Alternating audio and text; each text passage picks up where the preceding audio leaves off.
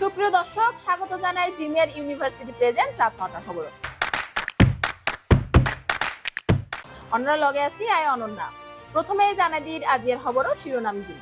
আগামী বৃহস্পতিবার শুরু হওয়ার এসএসসি ও সমমান পরীক্ষা। দ্রব্যমূল্যর ঊর্ধ্বগতি, জনজীবনত চাপর সৃষ্টি। বোয়ালখালীত আবারও রোড অ্যাক্সিডেন্টে আহত ৫ জন। রাজধানীত আওয়ামী লীগের বিক্ষোভ মিছিল। আবারও ৫ দিনের রিমান্ডত সন্ত্রাসী ছোট সাজ্জাদ। ফটিকছড়িত কুয়ার দ্বার হোপে ভাইয়ের পর আহত মায়েরও মৃত্যু। ট্রাম্প প্রশাসনের রঙে হতাহত প্রধান উপদেষ্টা ডক্টর মোহাম্মদ ইউনূস।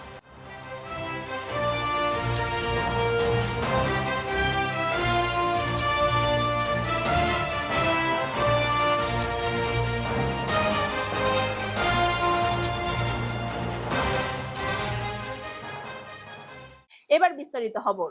এসএসসি পরীক্ষা শুরু হইব আগামী বৃহস্পতিবার ১০ এপ্রিল। পরীক্ষার ব্যাক প্রস্তুতি ইতিমধ্যে সম্পন্নই। এবার চট্টগ্রাম বোর্ডত মোট পরীক্ষার্থীর সংখ্যা ১,৪০,০০০। আগামী বৃহস্পতিবার বাংলা প্রথম পত্রের মাধ্যমে শুরু হইব চলতি বছরের এসএসসি ও সমমান পরীক্ষা।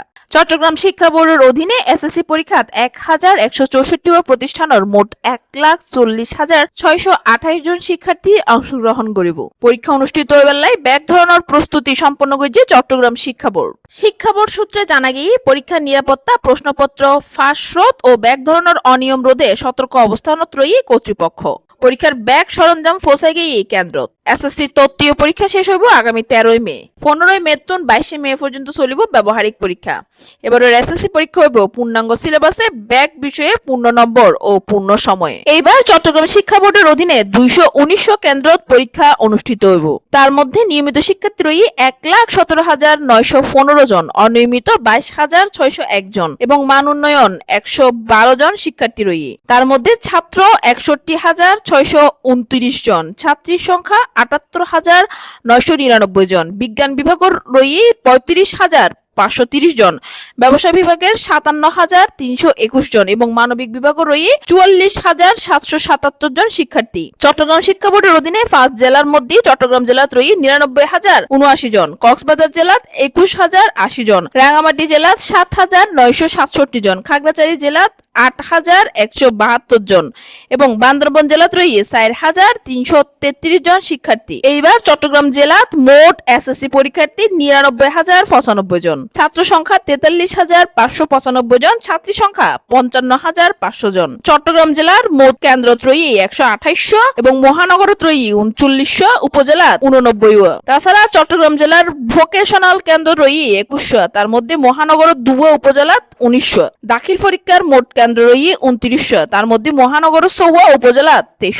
তবে চট্টগ্রাম দাখিল ও ভোকেশনালের পরীক্ষার্থীর সংখ্যা এখনো জানানো যায়। মাদ্রাসা শিক্ষা বোর্ডের অধীনে দাখিল পরীক্ষা দিব ২,৯৪,৭২৬ জন, ১,৪৩,৩১৩ জন পরীক্ষা দিব কারিগরি শিক্ষা বোর্ডের অধীনে। ১৮,০৮৪ স্কুলে এসব শিক্ষার্থী ২,২৯১ কেন্দ্রত পরীক্ষা দিব।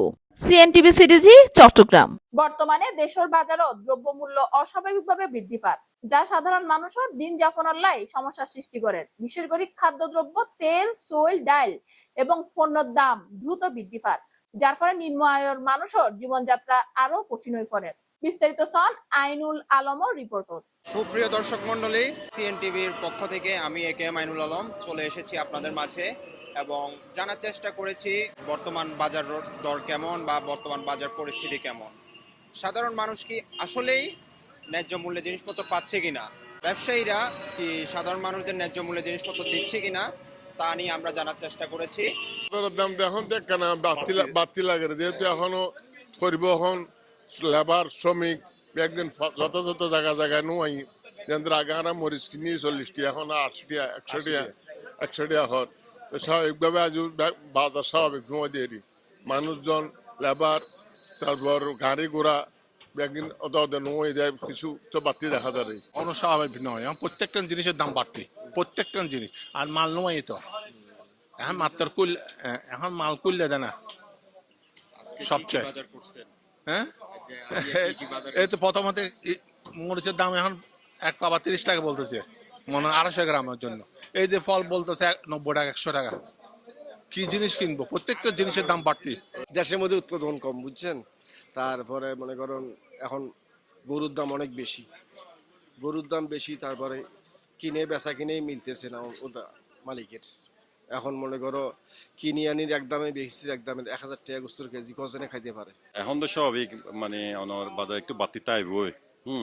এখন এটা এখন এই সিজনের মধ্যে কেউ তো এখন গ্যাস সিজন, খরা সিজন, এখন বৃষ্টি নাই গা নাই কিছু আগে জিবে আছিল, রোজার সময় জিবে আছিল, আর খুব আরামে আর রোজাও খাটায়। আল্লাহ রাব্বুল আলামিনে অসংখ্য ধন্যবাদ জানাই। মানে খুব মানে এত যে রিজনেবল প্রাইস আছিল যা খবর মতো ন আল্লাহ রব্বুল আলামিন ফরাই গিয়ে এরপরে তো এখানে স্বাভাবিক। এখন মনে করেন এখন প্রোডাক্ট জিনিস নাই লইলাম, এখন মনে করেন 30 টাকা দিয়ে 30 টাকা করে লইলাম, কিন্তু রোজার সময় তো আরো কম আছিল। এইসব এই সব একটু বাতি থাকবে ভাই, একটু থাকবে এটা। এবার কত দিল এখন আমি দরদার করি আমাদের 20 টাকা দিও, 20 টাকা দিও, হ্যাঁ 20 টাকা দিও, নইলে বাদ দিও, এটা 20 টাকা দিয়ে আর দিবে লাগি এই দূরে মানে অস্বাভাবিক নয়, স্বাভাবিক নয়, স্বাভাবিক এই মা 2-1 দিন যাওয়ার পরে স্বাভাবিক হতে পারে, মেবি হতে পারে। বাজার খুব ভালো আছে। পাবলিকের চিন্তায় বাজার যেটার দাম বেশি হওয়া দরকার সেটা খুব কম, যেটা কম হওয়া দরকার সেটা খুব বেশি। হ্যাঁ, আলুর কৃষক আলু পোষে পাইতেছে না, আলু এখন রাস্তায় পড়ে। হ্যাঁ, এটা খুব দুর্ভাগ্যজনক। মানে এদেশের মানুষ নিয়ে যারা উৎপাদন করে তাদের নিয়ে ভাবা দরকার, ভোক্তা পর্যন্ত, উৎপাদন থেকে ভোক্তা পর্যন্ত ভাবা দরকার, যে একটা চেইন থাকে যেন প্রত্যেকের সুবিধা থাকে। এখানে ভোক্তায় পোষে পেলে উৎপাদনকারী পাইতেছে না, উৎপাদনকারী পাইলে ওরা ভোক্তায় পাইতেছে না। মাঝখানে যে গ্যাপটা, এই গ্যাপটা নিরসন হওয়া দরকার। সব কিছুর ক্ষেত্রে মানুষ কষ্টে আছে, ঝামেলায় আছে, বিপদে আছে। মানুষ এখন নাকি গণতান্ত্রিক শাসন ব্যবস্থা চায়, উড়ে এসে জুড়ে পড়া মানুষ চায় না মানুষকে। হ্যাঁ, এটা চায় না মানুষ, সদাগর চায় না, রাজনীতিবিদ চায়। রাজনীতিবিদ চায় স্বচ্ছ পরিচ্ছন্ন রাজনীতিবিদ চায়। যে কারণে পরিবর্তনটা হয়েছে সেটা আঙ্গুল দেখাইতেছে সবাইকে। এই আঙ্গুল দেখানো বাদ দিয়ে মানুষকে রাজনীতির পথ দেখানো দরকার, সুশাসনের পথ দেখানো দরকার। সেটা বর্তমানে অনুপস্থিত। মাস্তানি অন্যান্য কিছু আছে, মানে সমন্বয়ক নামধারী, ওই নামধারী সদবাদী সমন্বয়ক বললে সমস্যা কোথায় আমাদের? তোমরাও বলবে না এটা সমন্বয়ক নামধারীরা জানা নেই, কেন সমন্বয়ক দিচ্ছে না, এটা নেয় আর কি। এটার থেকে মানুষ মুক্তি চায়, রাজনৈতিক প্রক্রিয়ার মানে অবস্থা দেখতে চায়। দেশে যথেষ্ট সুস্থ রাজনীতি আছে, আওয়ামী লীগ গেছে আর বহুত আছে। হ্যাঁ, যারা দীর্ঘ সময় রাজনীতি করছে, হঠাৎ করে এসে ষড়যন্ত্রের মাধ্যম দিয়ে এরা কেউ ক্ষমতা আসে নাই। মানুষ ওটের ওই পর্যায়ে গেলে মানুষ ওই অন্যান্য সব বিষয়গুলোর একটা রাজনৈতিক সমাধান পাবে, সেটাই মানুষ চায়। আমরা আশানবে আল্লাহ দিল্লি আমরা খুব সন্তুষ্ট। হ্যাঁ, গত রমজানের তো একদম নিত্য প্রয়োজনীয় দ্রব্য, বিশেষ করে অনেক শাকসবজি খুব সহনীয় পর্যায়ে আছে। আমরা ঠিক মতো বেগুন বুক করে দেখি ইনশাল্লাহ। এখনো দেখি ঈদের পরে রমজানের মতোই আছে। হ্যাঁ, স্বাভাবিক। হ্যাঁ, গত বছর সেই অনেক অনেক কম আছে আর কি ইনশাল্লাহ। আসলে বর্তমান যে বাজার রেট অনর রমজান মাস জিবে গিয়ে রমজান মাসের যে বাজার রেট জিবে আছিল এবার সহনীয় হয়ে আছিল। মোটামুটি ভাবে নিত্য প্রয়োজনীয় যে দ্রব্য আছে ইন ক্রেতাকলর নাগালের ভিতরে আছিল। মানুষ ঠিকভাবে বাজার করতে গিয়ে কোনো সমস্যা না হয় এবং স্বতঃস্ফূর্তভাবে বাজার করি। কিন্তু হয়তো বা ঈদের পরে এই 2-1 দিনে হয়তো সাপ্লাইয়ের অভাবে হয়তো কিছুটা সমস্যা আছে, কিন্তু সরবরাহ যদি যথাযথ হয়ে যাগই আত্মমনতে বাজার আবার স্বাভাবিক। তবে মোটামুটি ভাবে বাজারের যে অবস্থা প্রায় 4-5 মাস ধরে বাজারের অবস্থা ভালো, সন্তোষজনক। মোটামুটি ভাবে আগে জিয়ান বেশি দাম আছিল এর তুন বড়া এখন স্বাভাবিক আমি মনে করি। বর্তমান বাজার পরিস্থিতি কেল্লা? বর্তমান বাজার পরিস্থিতি হচ্ছে যে আমাদের সাধারণ আর মানে কিনা ক্রয় ক্ষমতার বাহিরে, অর্থাৎ আরা আয় করিতে 200 টাকা, আর তো দৈনিক লাগাতে 300 টাকার উপরে। হ্যাঁ, সবসময় আর তো মানে মানসিক টেনশনে দিয়ে তাকি আরা মানে ঠিক হানার কারণে আরো ঘুমোদ্দ নর। মানে বাজারের পরিস্থিতি কোনো ধরনের নিয়ন্ত্রণ নেই। আজ 10 টাকা দেখি নিয়ে হালিয়া হয়তো 30 টাকা, মানে জিনিস দিন লইজন পরে আর তো খুবই কষ্টকর। না না, আর পারবেন না। এই তো মাছ হলে কি মাছ হতে তেলাহি মাছ হতে 240 টাকা, ছোট ছোট তেলাহি মানে নলেজ আর কি। শাকের এক বোনা শাক লই আর কি, শাক নিছি 30 টাকা। হ্যাঁ, চিংড়ি মাছ আসলে বেসিক্যালি এই ধরনেরই চলে, যেটা তো লেবেন লন দিন শেষে আরো চিন্তা করি তারা 70 টুকিট। হ্যাঁ, দিন শেষে ফ্রেশ মাছ পাইলে আর স্যাটিসফাইড, তবে কম্পারেটিভলি একটু বেশি তাই বই এখন। এবার ইউজ টু মানতে মানতে আর এই প্যারার মধ্যে থাকতে থাকতে আমরা ইউজ টু। কিছুর দাম মোটামুটি কন্ট্রোলেই আছে, কারণ চিংড়ি মাছ সবসময় এরকমই আমরা কিনি, ঠিক আছে। মাঝে মাঝে এখন একটু বাজারের তো স্বল্পতা, ঈদের পরে যেহেতু একটু স্বল্পতা, তাছাড়া চিংড়ি মাছটা যা যা কিনলাম ওভারঅল সবকিছু দাম কন্ট্রোলেই আছে। গতহালিয়া 5 এপ্রিল শনিবারে বোয়ালখালীর আরাকান সড়কের নতুন রাস্তার মাথা কে কনভেনশন হলের সামনে সিএনজি ট্যাক্সি ও মাইক্রোবাসের সংঘর্ষে গুরুতরভাবে আহত হয়ে 5 জন। তারারে উপজেলা স্বাস্থ্যকেন্দ্র পাঠানো গতহাল। আজিয়া চট্টগ্রামের রাজধানীত আওয়ামী লীগ বিক্ষোভ সমাবেশ ও ঝটিকা মিছিল করছে।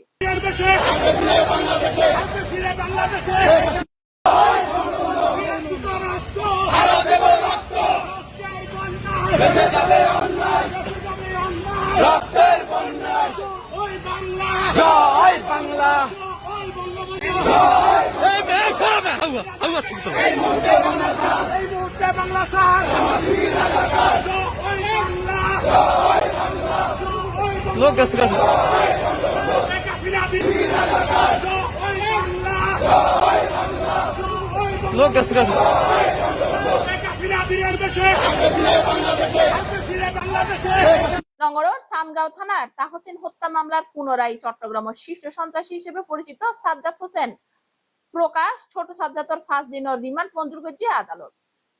আদালত সূত্রে জানা গিয়ে 2024 সালের 21 অক্টোবর বিয়ালে সানগাঁও থানার আদুরপাড়া এলাকা দুয়ানত বইয়ে সাহাফানোর সময় তাহসিন নামের এক যুবকরে গুলি করিয়ে হত্যা করে হালা রঙত উগা গাড়িত ঘুরে আইয়া লোকজন। ওই ঘটনাত সানগাঁও থানা তাহসিনের বাবার গড়া মামলায় প্রধান আসামি গড়াই পুলিশের তালিকাভুক্ত সন্ত্রাসী ছোট সাজ্জাদরে। তাছাড়া সাদাল্লায় বিভিন্ন ভবনত প্রকাশ্যে অস্ত্রবাজি সহ বিভিন্ন অপরাধ রঙের সাজ্জাদ জড়িত বলিয়ে পুলিশের ভাষ্য।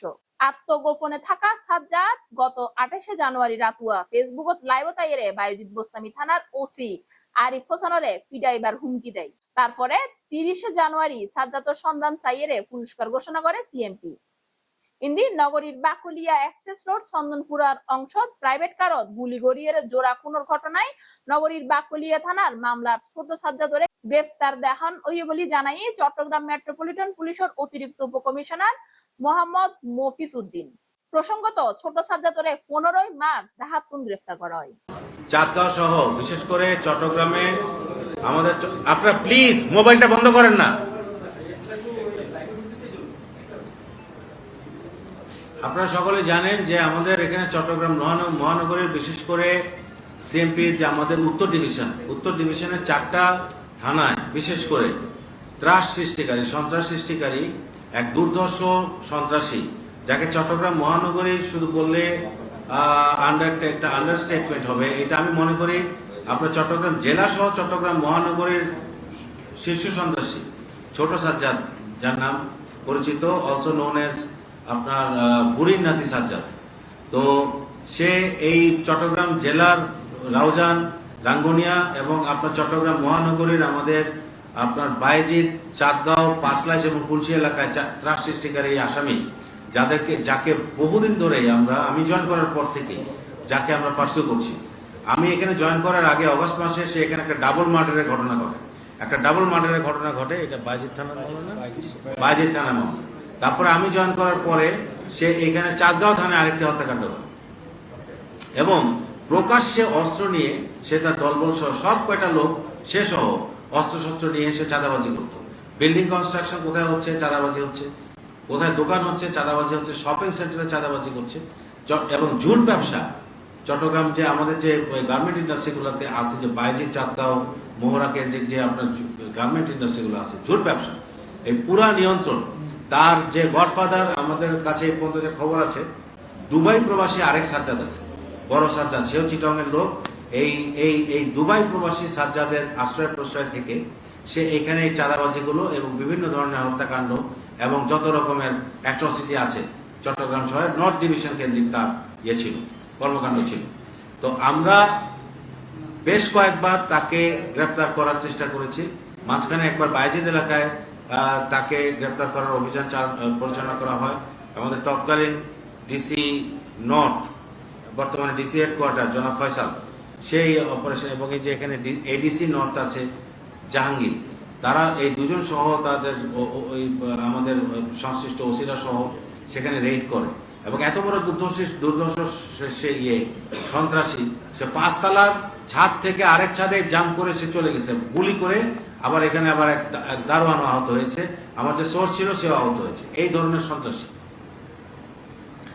পরবর্তীতে বাইজিদ থানার বর্তমান ওসি সে এই সাজ্জাদকে ধরার যে আমাদের প্রচেষ্টা ছিল, সে প্রচেষ্টায় তার একটা বড় কন্ট্রিবিউশন ছিল। এটা জানার পরে এই সাজ্জাদ ভিডিওতে লাইভে এসে এই বাইজিদ থানার ওসিকে প্রকাশ্য দিবালোকে সে আপনার লাঞ্ছিত করার হুমকি দেয়। এরপরে দেখলাম যে এনাফ ইজ এনাফ, এটা অনেক বার বেড়ে গিয়েছে, একে এখন দমাতে হবে। তখন আমি সিএমপি কমিশনার হিসেবে প্রেস বিজ্ঞপ্তি দিলাম যে একে ধরিয়ে দিতে পারলে, জীবিত অবস্থায় ধরিয়ে দিতে পারলে উত্তম অর্থ পুরস্কার দেওয়া হবে। এটাও প্রায় আজকে কতদিন, 3 মাস আগের কথা, 3 মাস আগের কথা। তো আমাদের প্রচেষ্টা অব্যাহত ছিল। মাঝখানে পুলিশ হেডকোয়ার্টারের সাথে আমাদের একটা ইন্টেলিজেন্স কোঅর্ডিনেশন ছিল। আমাদের ডিসি নর্থ, আমাদের এডিসি নর্থ, এদের সাথে পুলিশ হেডকোয়ার্টারের একটা ইন্টেলিজেন্স কোঅর্ডিনেশন ছিল। পুলিশ হেডকোয়ার্টার ওকে ট্র্যাক ডাউন করার ক্ষেত্রে আমাদেরকে প্রভূত সাহায্য করেছে, সহায়তা করেছে। আমাদের ডিসি নর্থ আমিনুল ইসলাম, সে একটা ট্রেনিং কোর্সে অলরেডি প্রায় 7 দিন ধরে ঢাকা অবস্থান করছে এবং পুলিশ হেডকোয়ার্টারের সাথে তার লিয়াজও ছিল এই লোকটাকে ধরার জন্য, সাজ্জাদকে ধরার জন্য। পুলিশ হেডকোয়ার্টারের কাছ থেকে এবং ম্যানুয়াল সোর্সে সে খবর পায় যে গতকাল রাত্রে 8টার দিকে এই যে দুর্ধর্ষ শীর্ষ সন্ত্রাসী সাজ্জাদ, সে তার স্ত্রীকে নিয়ে সে শপিং করতে গিয়েছে বসুন্ধরা শপিং কমপ্লেক্সে, এবং সিএমপির একটা টিমও ঢাকায় সে এনে রেখেছিল আগের থেকে, কারণ ইন্টেলিজেন্স ছিল যে এই লোকটা ঢাকায় এই সময় এখানে থাকতে পারে। সিএমপির একটা টিম আগের থেকেই ওর সাথে ঢাকায় অবস্থান করছিল। যখন এটা ইনফরমেশন যখন কনফার্ম হয় যে না ঠিক আছে লোকেশন পিন পয়েন্টেড, তখনই তারা ওইখানে বসুন্ধরা শপিং কমপ্লেক্সে গিয়ে তাকে গ্রেফতার করে আমাকে খবর দেয়, আমাকে এডিসি নর্থ আমাকে খবর দেয় স্যার গ্রেফতার হয়েছে। আমি additional commissioner crime and ops DMP তাকে জানাই, সে তারপরে ওই লোকাল যে থানা তেজগাঁও থানা সেখানে খবর দেয়। বাই দ্যাট টাইম তো ওই সাজ্জাদকে তো আমার সিএমপি টিম ডিসি নর্থের নেতৃত্বে ধরেই ফেলেছে, গ্রেফতার করে রেখেছে। স্থানীয় যারা ছিলেন তারাও সাহায্য করেছে গ্রেফতার করে ধরে রাখার জন্য। তো আমি ডিএমপির additional commissioner crime and ops খবর জানাই। খবর জানানোর প্রায় 45 থেকে 50 মিনিট পরে সেখানে তেজগাঁও থানা থেকে একজন এএসআই যায় এবং ওই এএসআই এর সহায়তায় ওই গ্রেফতারকৃত সাজ্জাদকে, যে সিএমপি যাকে গ্রেফতার করেছে ডিসি নর্থের নেতৃত্বে, এই গ্রেফতারকৃত সাজ্জাদকে ওই এএসআই সাথে করে নিয়ে আমরা ইয়েতে যাই, তেজগাঁও থানায় যাই, আমার টিম যায় ডিসি নর্থ, গিয়ে গ্রেফতার পরবর্তী আইনি কার্যক্রম গ্রহণ করে এবং তার বিরুদ্ধে মোট কয়টা মামলা আছে? তার বিরুদ্ধে চট্টগ্রাম জেলা এবং চট্টগ্রাম মহানগরী মিলিয়ে মোট 15টি মামলা বর্তমানে তদন্তাধীন আছে। জি বলো, হত্যা মামলা। আচ্ছা আমি বলি একটু লম্বা টাইম লিস্ট তো সময় লাগবে।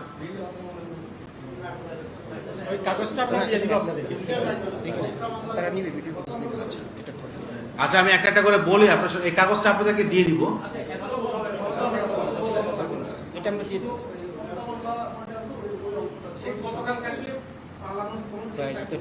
অবশ্যই পালানোর চেষ্টা করেছিল, সে পুলিশের উপস্থিতি টের পেয়ে পালানোর চেষ্টা করে, কারণ আমার পুলিশের লোক যারা ছিল সিএমপি টিম, তো তাতে সিএমপির লোক, তার চিটাঙ্গের লোক, ও দেখে চিনে ফেলছে, পালানোর চেষ্টা করেছে। আমার সিএমপির লোকগুলো সাদা পোশাকে ছিল, তারা তাকে জাপটে ধরে ফেলেছে।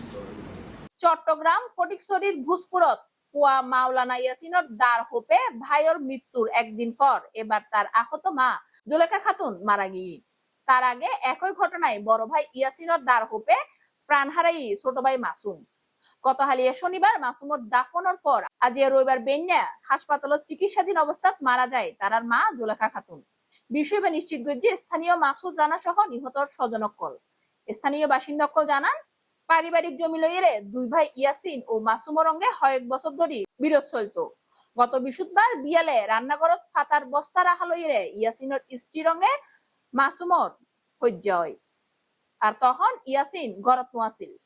হজ্জার বিষয় গান স্ত্রী হাজতুন উনিয়ে ইয়াসিন ক্ষিপ্ত উঠে, এক পর্যায়ে দালইয়ে কুপাইয়ে তার ছোট ভাই মাসুম ও মা জুলেখা খাতুনরে কুফাইয়ে আহত করে। এ সময় প্রতিবেশী অকল আইয়েরে আহত অকলের উদ্ধার করিয়ে প্রথম স্থানীয় হাসপাতালত লই যায়, পরে দুইজনরে নগরের বেসরকারি হাসপাতালত ভর্তি করা হয়। উচ্চ শুল্কর সাপত্তুন রেহাই পাইতে প্রধান উপদেষ্টা মোহাম্মদ ইউনুস নিজেই যুক্তরাষ্ট্র প্রশাসনের সঙ্গে যোগাযোগ করিব বলে জানাই বাণিজ্য উপদেষ্টা শেখ বশির উদ্দিন আহমদ। মার্কিন শুল্ক লইয়ে প্রধান উপদেষ্টা জরুরি বৈঠকত লন সিদ্ধান্তর বিষয়ে এই প্রশ্নে তিনি জানাই এই বিষয়ে তিনি যুক্তরাষ্ট্রের হাতে বাংলাদেশের অবস্থান তুলে ধরিব। একই লগে সামষ্টিকভাবে বাংলাদেশের অর্থনীতির লাই যা ভালা তা লইয়ে সমন্বয় করিব এবং আমদানি করিবার হতাও তুলে ধরিব তিনি। কথাহালিয়া শনিবার সন্ধ্যা 7টার দিকে শুরু হন প্রায় 2 ঘন্টার বৈঠকের পর রাষ্ট্রীয় অতিথি ভবন যমুনার সামনে ব্রিফিংত আইয়ে বাণিজ্য উপদেষ্টা শুল্ক পরবর্তী করণীয় বোঝার চেষ্টার পাশাপাশি যুক্তরাষ্ট্রের প্রেসিডেন্ট ডোনাল্ড ট্রাম্পের এই সিদ্ধান্তের বিপরীতে বাংলাদেশের লাই অনসম্ভাবনা রই কিনা ইয়ানো বিশ্লেষণ গড় হইব বলে তুলে ধরছে তিনি। সুপ্রিয় দর্শক, শেষ ঘড়ির প্রিমিয়ার ইউনিভার্সিটি প্রেজেন্টস রাত 9টার খবর আবারও চলে এসছো মনারালয় তথ্যবহুল খবর লইরে। ততক্ষণ পর্যন্ত সিএনটিভি সিরিজের লগে থাকিবেন এবং সুস্থ থাকিবেন। সিএনটিভি সিরিজের ইউটিউব চ্যানেলও সাবস্ক্রাইব করিবেন। ধন্যবাদ।